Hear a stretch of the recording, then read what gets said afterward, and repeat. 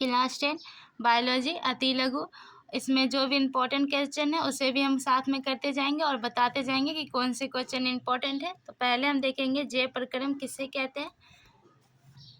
तो वह सारी क्रिया जिनके द्वारा जीवों का अनुरक्षण होता है जैव प्रक्रम कहलाती है।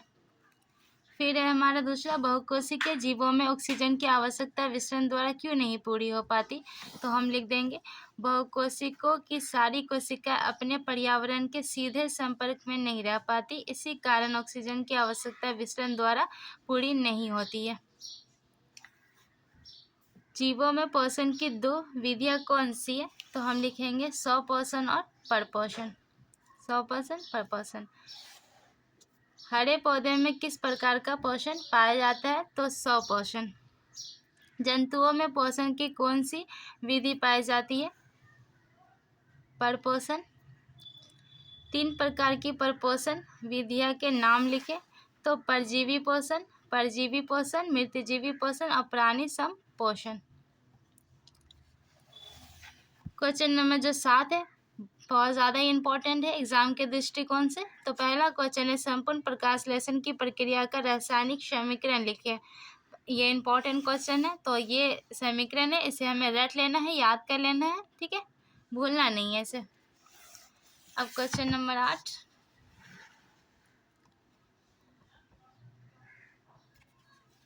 प्रकाश संश्लेषण की प्रक्रिया में उत्पाद के रूप में क्या बनता है। तो क्या बनता है।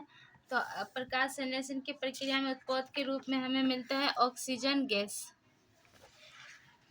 फिर है प्रकाश संश्लेषण की प्रक्रिया हरित लवक या क्लोरोप्लास्ट में ही क्यों होता है। तो क्यों होता है। तो हम लिख देंगे क्योंकि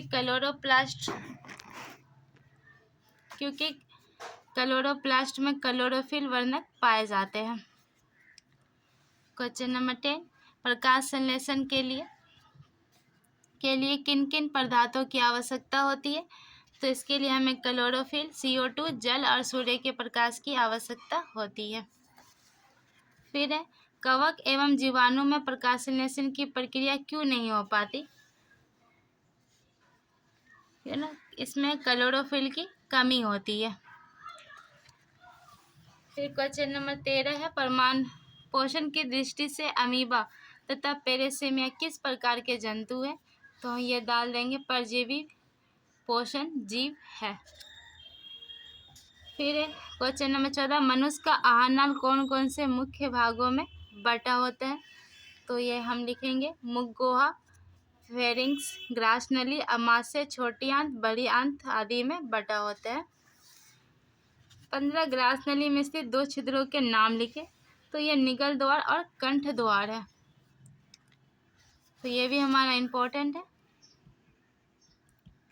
फिर मनुष्य में पाचन आहार नाल के किस भाग से शुरू होता है। तो इसका हम डाल देंगे मुख गुहा। फिर क्वेश्चन नंबर 17, मनुष्य के आहार नाल के किस भाग में पचे हुए भोजन का अवशोषण होता है। तो ये हमारा छोटी आंत इम्पोर्टेंट है। फिर क्लोरोफिल वर्णक कहाँ पाया जाता है। तो क्लोरोफिल वर्णक हमारा पाया जाता है पत्तियों में। फिर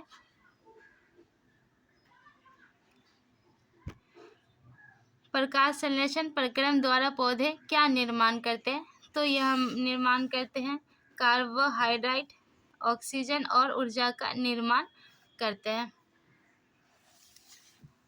फिर मृत जीवी को क्या कहा जाता है। तो मृत जीवी को हम कहते हैं अपघटक। फिर हमारा जिस जीव के शरीर से परजीवी अपना भोजन प्राप्त करते हैं वह क्या कहलाते हैं। वो कहलाते हैं पोषी। फिर हमारा 22 गोबर छत्ता में किस प्रकार का पोषण होता है।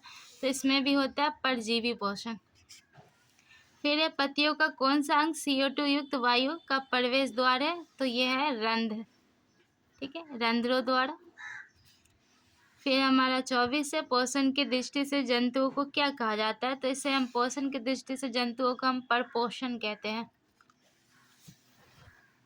फिर है हमारा क्वेश्चन नंबर 25, अमीबा में भोजन का पाचन कहाँ होता है। तो तो हम लिख देंगे भोजन राजधानी में।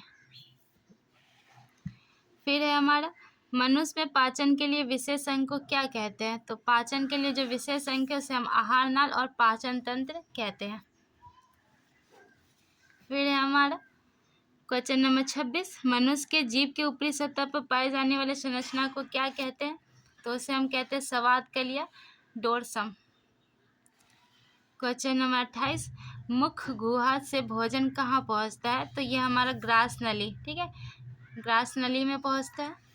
फिर है ग्रास नली के दीवार में तरंग की तरह होने वाली सिकुड़न एवं फैलाव को क्या कहते हैं?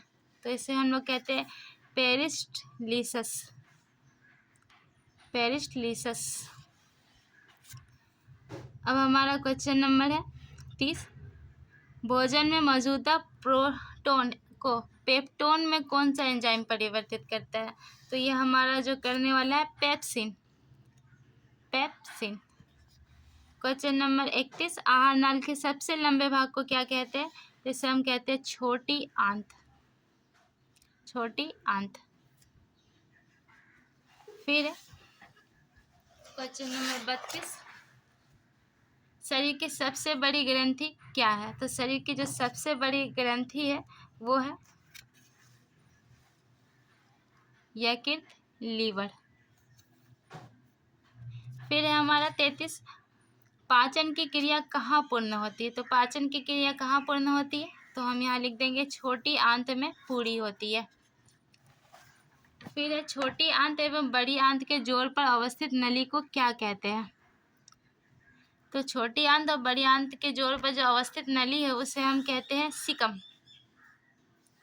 फिर है अपचा भोजन स्थायी तौर पर कहाँ संचित रहता है? तो बड़ी आंत में।